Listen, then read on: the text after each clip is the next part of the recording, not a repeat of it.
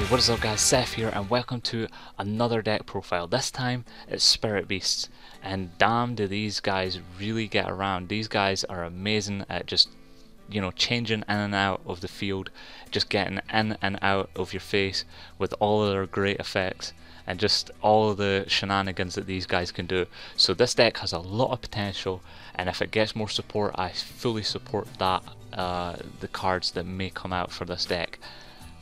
And that being said, the deck is pretty weak at the moment, and it does need a lot of tech choices and understanding of how strong the deck is. You have to understand how to play this deck in order to succeed with it. So this is a good way to start out with this. With this deck, I think you guys could learn the deck very quickly and pick it up. So if you guys do like this video, please comment, like and subscribe. It really does help out, and let's get into the deck profile. We have 2 Apellion Noble Spirit Beasts, we have 3 Elder of the Spirit Beast Tamers, we have 3 Canahawk Noble Spirit Beast, we have 3 Finn, Petolfin the Noble Spirit Beast, we have 3 Rera the Spirit Beast Tamer, 1 Tempest Dragon of Storms, and 3 Wen the Spirit Beast Tamers. We have 1 Battle Fusion, 3 Bond with the Spirit Beasts, 2 Emergency Teleport, 2 Fusion Weapons, 3 Mystical Space Typhoons, 1 United We Stand, 1 Bottomless Trap Hole, 1 Breakthrough Skill, 2 Combination with the Spirit Beast, Compulsory Evacuation Device at 1, Fiendish Chain at 1, Mind Over Matter at 2, Solemn Warning, and Torrential Tribute. For the extra deck, because there's only 3 fusion monsters, we run all 3 of the 3 fusion monsters. So we run 9 fusion monsters in total, but it's only 3 of each type. We run 1 Castle, 1 Dark Rebellion XYZ Dragon because I love the guy. We run 2 Lightning Chidori, he's self-explanatory. We run 1 Ragnar Zero and 1 Rhapsody and Berserk. Now let's talk about how the deck works. You use the Tamers in conjunction with the actual Noble Spirit Beasts in order to contact fuse. It's kind of like how Gladiator Beasts contact fuse in order to create a fusion summon, but these guys banish themselves in order to create the tamed sacred spirit beasts. Now, just like the Glad Beasts, these guys can do this during either player's turn instead of what Glad Beasts can do. During either player's turn, you can return that card, the tamed sacred spirit beast, to your extra deck, and then target a banished spirit beast tamer and a noble spirit beast monster, and then special summon them in defense position. So you could take Finn and the Rera, put them into defense position from your banish zone, and that can protect you for the turn, because maybe you had Canahawk and it only had 1400 attack. Let's say you did, and then you special summon these back and you've got 2000 defense on each card. He's not getting through you for that turn. It can save your butt. Also, it can be used in conjunction with this, the combination with the Spirit Beasts. You see, now if you bring those 2 back to the field, Rera and Finn, you'll be able to use combination with the Spirit Beast to destroy 2 monsters your opponent controls. Now the downside is you can only special summon 1 of these Spirit Beast people per turn, so you can only use a special summon of Rera once per turn, or a special summon of Apellion once per turn. If you use Rera to special summon Apellion, that says once per turn special summon, so you can't then banish him and then bring him back with Canahawk or Apellion or Finn, the fusion cards. Now the best play you can hope for is your opening hand. Your best opening hand is Elder Spirit Beast Tamer and Canahawk. You want those 2 in your hand with Tempest.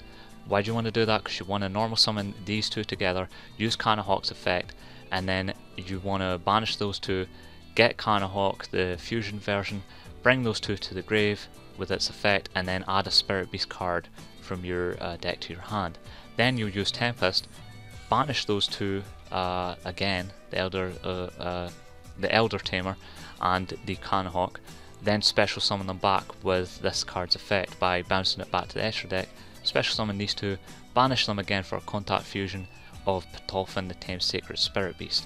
That will allow you to protect yourself for a turn, and it's pretty much a +1 play because the Canahawk got his effect off. Now correct me if I'm wrong, I'm not quite sure on this, but I would believe that once per turn effect of Canahawk, if you do banish Canahawk and then bring him back to the field somehow, you would then be able to use that once per turn effect again, because it's only you can only special summon Canahawk once per turn. Once per turn to me would be that you can then use it again, but you know, correct me if I'm wrong on that one. It's still a new archetype. I'm still getting used to it myself, guys.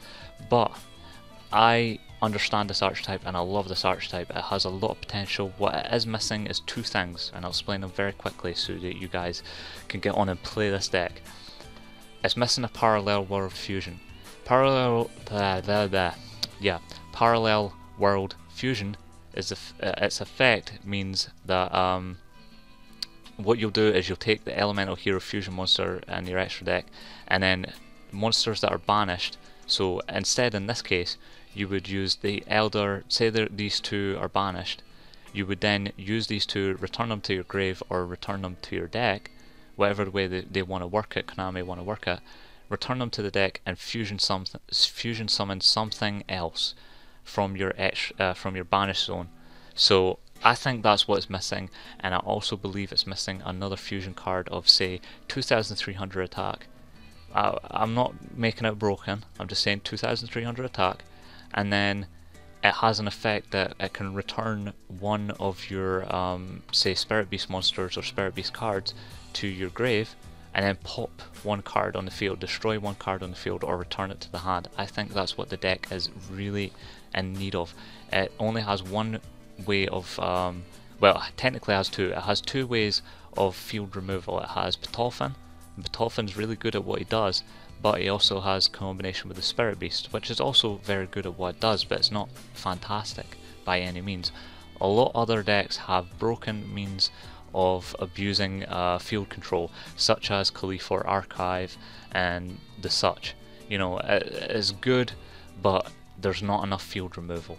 Now, the other thing I'll mention is these are some side deck, some choices that you could choose to run, like Swift Birdman Joe, who, if you tribute a wind monster, you can return all spell trap cards on the field to the owner's hand, which isn't a bad effect, you know, and it allows you to tribute summon just in case someone has Vanity's Emptiness, or, you know, something to stop you from special summoning, or stopping you from, you know, like Flying Sea, stopping you from XYZ summoning or using cards the way you want to use cards. So it's just an idea, guys. All these cards in the side deck are just tech choices. You're available to run them, but I wouldn't suggest it. It's not great, it's not fantastic. The other thing I will mention before I finish, guys, Bond with the Spirit Beast. Bond with the Spirit Beast ignores summoning conditions, so it doesn't matter that this requires a Tamer and a Noble Spirit Beast monster. All it needs to do is you need to banish two Spirit Beast monsters you control and special summon one of your Spirit Beast monsters from the extra deck, which is your fusions. So you can banish a fusion and, say, a Tamer, or a fusion and a Noble Spirit Beast, or two fusions if you want, to special summon another fusion and go for that one turn kill. And it makes the Apelion play to gain 500 attack so good, because he becomes a 2300 attack monster. He makes Kanahawk gain to 1900 attack. He possibly makes Apelion gain to 3100 attack, though I'm not sure on that unaffected ruling.